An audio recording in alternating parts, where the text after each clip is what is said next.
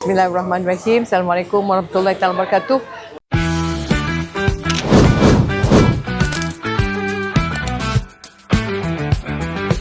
So, Alhamdulillah hari ini adalah satu program yang cukup baik, iaitu pembahagian pakaian sekolah kepada 350,000 dan setiap anak-anak yang asnaf ni menerima sebanyak RM350 seorang. So Alhamdulillah sikit tak sebanyak dapat membantu ibu-ibu atau keluarga. Dengan program ni memang sangat-sangat membantu sebab dapat mengurangkan bebanan kita lah. Sebab macam saya pun anak pun ramai, 6 orang, 5 bersekolah, memang sangat-sangat membantulah.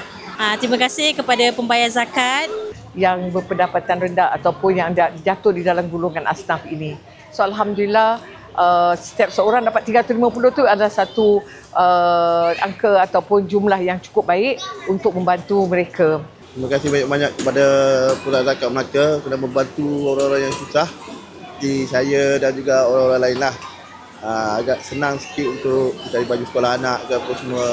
Jadi saya kira ucap terima kasih kepada Maim dan juga pada Zakat Melaka Maim yang telah memberi peruntukan yang banyak khususnya bagi Kerajaan Negeri Melaka lah. Alhamdulillah.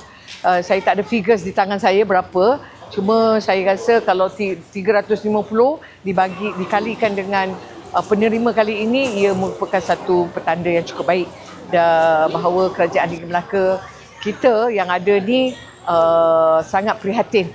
Terima kasih pada pembayar zakat Kerana mereka atau keluarga yang betul-betul memerlukan. Jadi di kesempatan yang ada ini, saya selaku Esko Wanita menyerulah kepada semua rakyat negeri Melaka khususnya, sucikanlah diri anda, bayarlah zakat. Kita ada berbaki dalam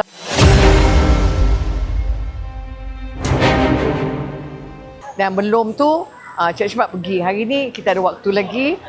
Kita jangan lupa, kita sucikan diri kita dengan membayar zakat.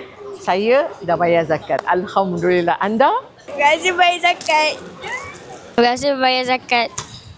Terima kasih bayar zakat.